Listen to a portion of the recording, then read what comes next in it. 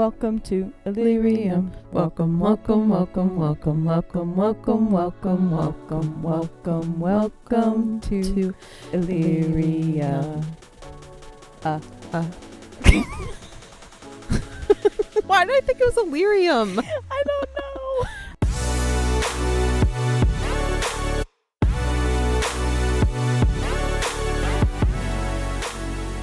Hello, everybody. Happy Friday. Welcome back to the Ride Home Podcast. My name is Abby. Hey guys, it's Caitlin. So we took a little bit of a break there, and I know we uploaded our Instagram review of The Black Phone. That's the only movie we've seen in theaters since then, but it's great to be back. It is. It feels like it's been way longer than it has actually been. It has felt like an actual month, and Yeah. I don't know how to process that. Yeah, there's a lot that's been going on that no one knows how to process, so maybe that's why it's felt so long. Yeah, that's true. So the world is kind of in a strange place, and we're a little bit exhausted, and let's just say the break last week was very it was planned initially, like in advance before all of the things went to shit, but having that break was good timing. Yeah, for the sure. timing was perfect. But we are definitely very happy to be back tonight, and we just got out of the theater and we saw a movie that I've been excited for like over a year now. Yeah. Thor, Love and Thunder. Yes. So as always, ladies first. Coming out of the theater nice and fresh, what are your thoughts? This is a particularly hard one for me to condense my thoughts in. So I'm just going to keep it as short as possible, and then I will elaborate later. Okay. So I'm just going to do a one-word Ooh, a one-word description. review. Okay. A one-word review. It was really fun. That's 2 words. Okay, well, yeah. But yes. An adverb and an adjective. Yeah, there you go. Really fun. I agree completely, and I think that I'll do 3 words. I'll do 4, because I'll match your really fun. Okay. It was a really fun fever dream. Okay. It was so far out there that some people, it might be a little too far out there, but I thought it was an absolute blast. I thought so too. I enjoyed it, like, start to finish. Yeah. Honestly. Yeah. As I was sitting there, I was thinking, like, sure, this is, it had action elements and it was a superhero movie. Thor is in the movie, but it didn't feel like a superhero movie that I was watching. It genuinely felt like I was watching a comedy. Yeah. But, like, in a really good way.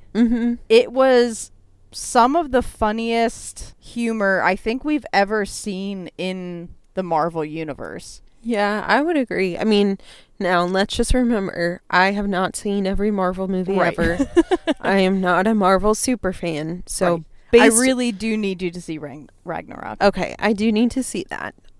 So based on my limited experience with Marvel, I would say it is probably the funniest one that I've personally seen. I can't even begin to explain how good the writing and the timing and the direction from Taika Waititi was. Now that I'm kind of understanding him more and who he is, like, this was just him all over it. Like, it was just like him in a movie. And it was so, I think that's what makes it so different and so unique, in that you didn't really get that full send superhero. I mean, you did that, and there was multiple superheroes in the movie, but it's still, that was not the focus. Right. The focus was really on telling a story, and so much humor throughout telling that story. It was absolutely hysterical. I mean, they're in the trailer, so it's not a surprise here, but there are these 2 massive goats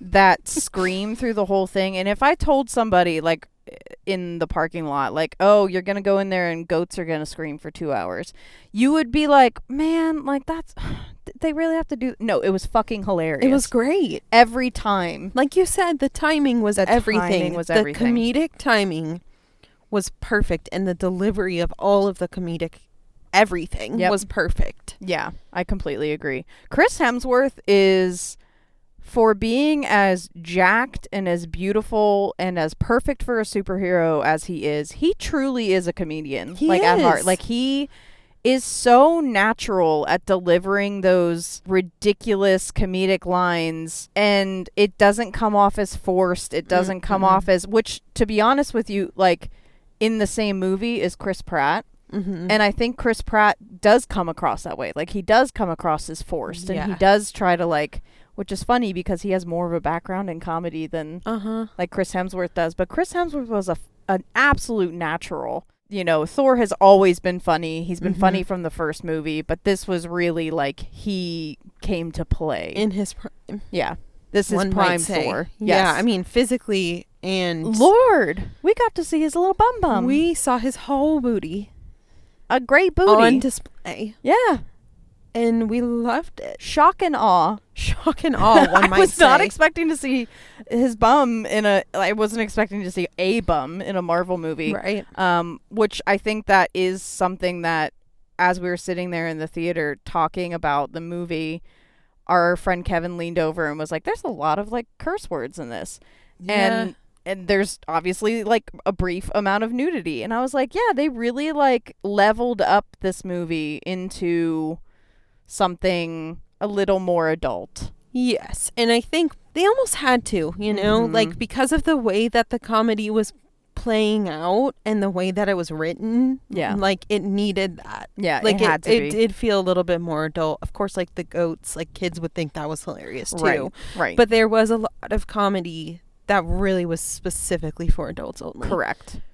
And I also think that the themes of the movie were way more adult than normal. They kind of take a big stab at organized religion in the movie. And so there is a heavy theme with really, really funny moments. And I don't think, like, kids are going to be able to comprehend it at all. They're probably going to hate it, to be honest. That's the thing that's interesting, is it was pretty heavy. You know, there were times where it was really dark and really heavy. Yeah. But there was so much comedy throughout that it really didn't feel like it didn't weigh you down at all. Yeah. You know, and like, can we just talk about, like, Christian Bale for 1 second? We absolutely can. Because, like, I've got lots to say about Go ahead. him. He, first of all, was almost unrecognizable. One of my favorite villains maybe ever. Yeah. I think you can say that because I'm thinking it. Like, I'm feeling it. He was sick, He dude. was a vibe. He was a whole ass villain vibe. So what's funny too is that, like, Christian Bale, I don't think I've ever told you this. He was like my high school crush. So I had pictures of him in my locker because he was Batman. Oh, yeah. And I was into him, and I seeing him as, like, a little skinny baldy with scars everywhere, and I was just like, oh man. Yeah. So yes, he was not recognizable at all. Really not recognizable, but man, absolutely incredible. It's weird, I can't really imagine anyone else being that villain. He played it perfectly. Out of any villain specifically in the Marvel series, even though, you know, there have been villains with a little bit more might and power or, like, loftier goals. His character's name was, like, his Christian name is Gore the God Butcher. And his mission in life is to kill all of the gods and smite all of the gods because he and his getting people, revenge. Yeah, he and his people have worshipped this god for so many years, and they were clearly not doing well in, like, a famine or something. He struggles with his daughter in this desert, and then it turns into this whole, basically a revenge story of him wanting to smite all of the gods.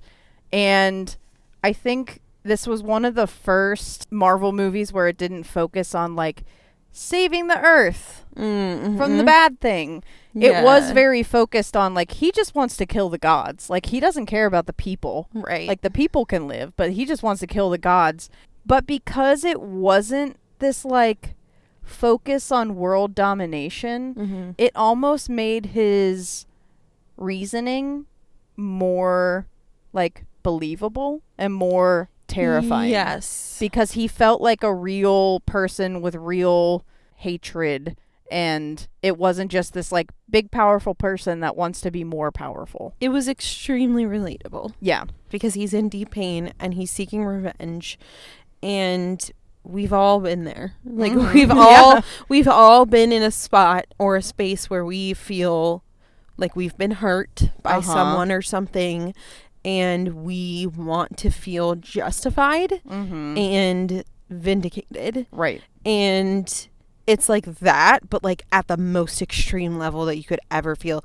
Also, I think probably most people have felt angry at God or whatever they believe in, whatever higher power they believe in. And so that's also really relatable. Yeah, I thought that was like, as we were talking before about like the really heavy themes, was the biggest theme throughout for Gore was very much like questioning religion and questioning God, because you know, obviously in this world there are like hundreds of religions because there are hundreds of gods, thousands, but basically his whole point is like, we're all fucking suffering down here and you're doing absolutely nothing to stop this.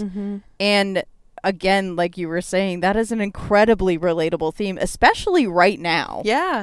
You know, like in this time period that we're living in, when it just seems like bad news, bad news, bad news.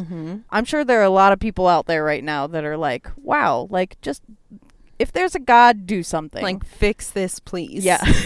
And I think his journey was, like you said, very relatable, but also obviously the extreme. You know, there's nobody out there that's like trying to shoot around eternity and kill gods, but that's why it was so terrifying. Yeah. You know, and just the manifestation of that, and like, you know, his powers basically, like manifesting, was just really creepy. You know, it was just really unsettling, and it was just a really well done iteration of that. I mean, again, I don't know anything about him in the comic books, but like, just a genuinely terrifying look as well. Like it was giving a little Voldemort. Yeah, a little bit. A touch. I think there were a couple scenes, unfortunately, where I saw his skull cap that make him bald. I saw it like crinkle while he was making, and I was skull like, cap crinkling. I was like, no. But besides that, I mean, absolutely perfect villain.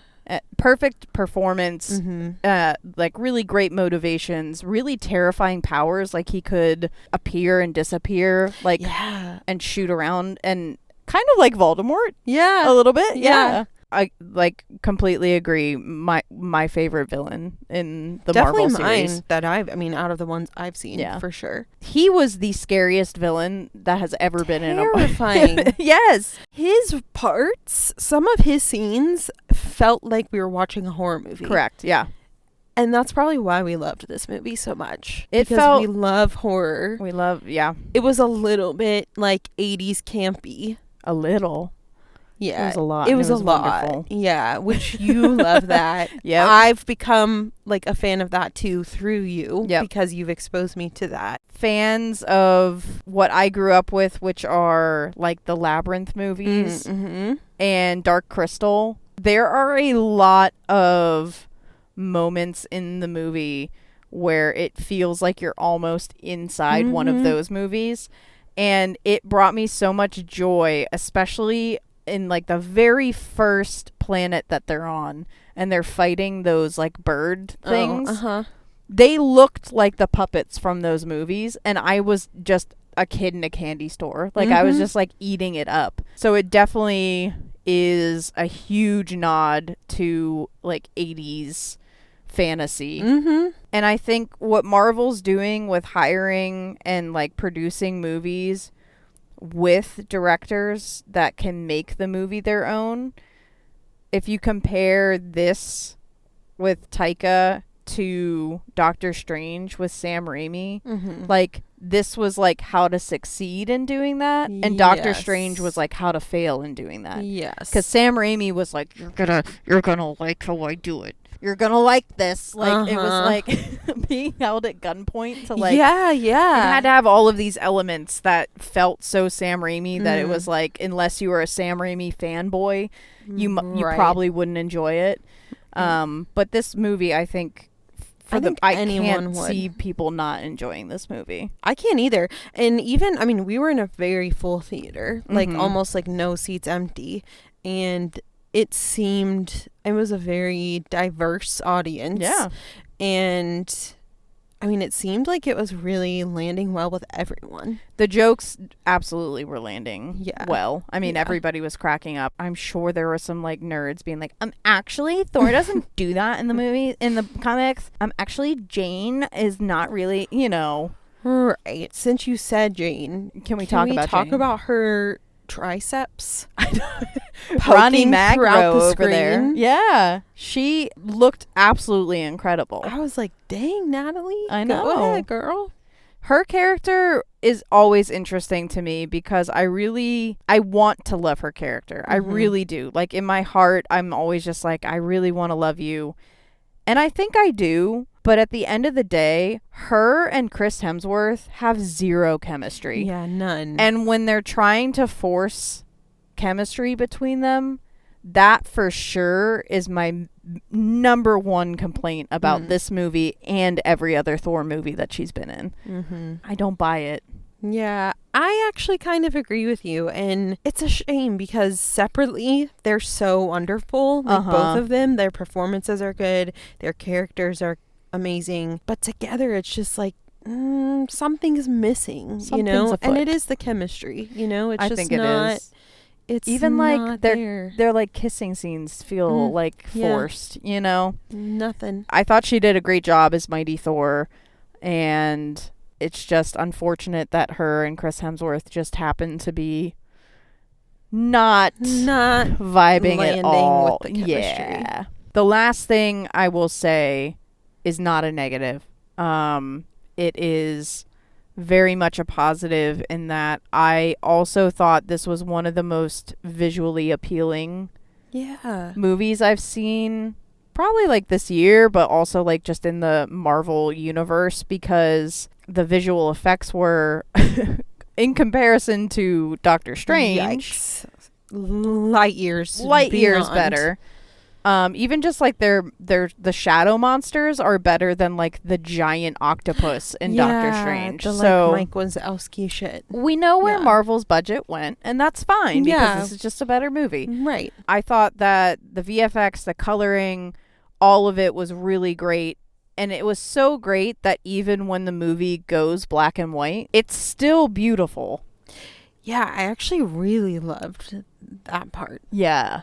It looked so beautiful. The black and white scenes were some of the prettiest scenes. They really were. Which, like, I wasn't, when I saw where that was going, I was like, oh no, like I don't typically like when movies play off of black and white because it feels a little like forced, but sometimes it's like a cop out, especially like dramas when they do black and white. It like miss me with that. Right. But there was a reason for it. Yeah, this wasn't that, and the reason was so meaningful, I think, and like so symbolic that it made it even more beautiful. Yeah. It was great. So I'm curious to know, because you were so excited for this movie for so long. Yeah.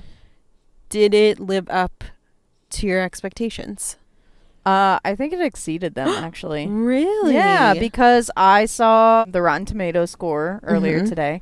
It's a 70%. It's not great. I saw that too. And I was like, okay, I need to put my expectations like a little bit lower. Okay. And I think I mentally prepared myself. And to be honest with you, like I could have had the same amount of expectations and probably would have still loved it. Okay. It is everything that I personally enjoy. So if you like Taika's style of humor, if you like superheroes, 80s fantasy, you know, all of those things, like you said, like I would find it hard to find a person that would hate this movie.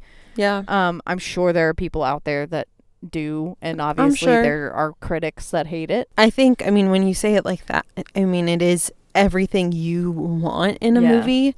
It's everything you love, like all of those elements that you and just even said. The horror, like you said, with like horror scene. Yeah, it was like a ball of Abby. A little bit of everything that Abby likes in a movie. Correct. Which is probably why I also liked it, because I just knew I personally enjoyed it, but I was like, oh man, Abby loves this shit. Like everything that happened, I was like, this is Abby shit. Yeah. It was like they made it for you. Just throw me in the movie. I'll fit right in. Yeah, I would agree with that. Yeah. I will say one more thing right before we give our reviews. Okay. Russell Crowe has one of my favorite cameos. Amazing. He plays Zeus, and I was not expecting him to have like a heavy Greek accent. No. I was expecting him to just have like the standard like fake British accent that they give every, one else in the Marvel. And they gave him this heavy Greek accent that just like you just need to see this movie just to see Russell Crowe. Just to see it. Yeah. But it sounds like Michael Scott in The Office when he plays Mykonos. Yes. when he goes to Andy's like sale pitch or whatever, and he's Mykonos. And it was so funny. Man, that was a really funny scene actually. Yeah. So overall, I mean, I'm going to just say it, and I don't think this is going to surprise anybody. It's a large for me. Large popcorn for sure. It's actually going to be a large for me too. Yeah? Good. Yeah. This is definitely like one of my favorite Marvel movies of like the ones I've seen. I'm going to revisit this movie a lot. It's going to be a comfort movie for me, I think. I can see that happening for you for sure. It's gonna be on our TV a lot in the future. Yeah, I'm okay with that. I accept that. I fully accept that. What I really wish is that next week we could just see this over again. Yeah. But unfortunately, there is another movie to see next week, which we will bring you a review of promptly Friday morning as always. And that is going to be the movie adaptation of the book Where the Crawdads Sing. Where the Crawdads Sing. Way out yonder. Where them crawdads sing. So I read the book. Caitlin did not. I feel a certain way. So we'll see. That'll be a fun episode. We will see. I might like the movie better than I liked the book. Maybe so. But that will be our next episode coming up in a week from now. But for now, I hope you guys just have a great and restful weekend. And please go see Thor. Please see Thor. Please have a good weekend. We missed you. We missed all of you. And thanks for joining us on the ride home.